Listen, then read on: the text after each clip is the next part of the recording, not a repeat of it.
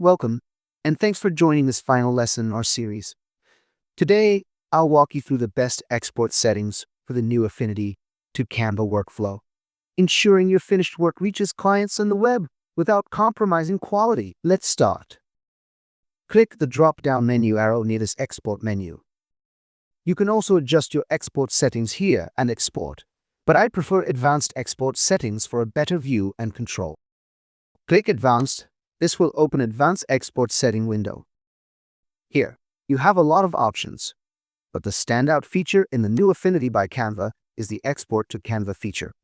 That converts your full Affinity project into a format anyone can open and edit in the standard Canva web editor.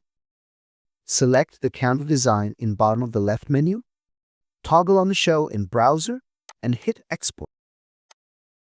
All of your active layers will be uploaded to Canva. Now you can easily work on it or share it with your team.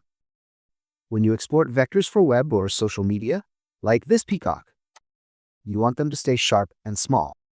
For this, you need to export it in Scalable Vector Graphics or SVG. As our peacock layer is selected, open the export window. Select SVG from the left menu. You have an option to export it in high-quality digital, mostly used for advertising like posters or billboards, or the lowest flattened quality. Let's go with normal high quality. You can play with advanced settings, but for beginners, let's leave it as it is and hit Export. Choose a folder and then hit Save to export. You don't always need to export the entire canvas. If you only need one asset, like this image of my avatar, select it. Open Export Settings again. Select PNG. We have a few types of files to export, but I go with the default one. Now, here's the important part. On the right side, for the area, choose Selection Only. As you can see in the preview, only the selection will be exported now. Hit Export, choose the location, and we are done.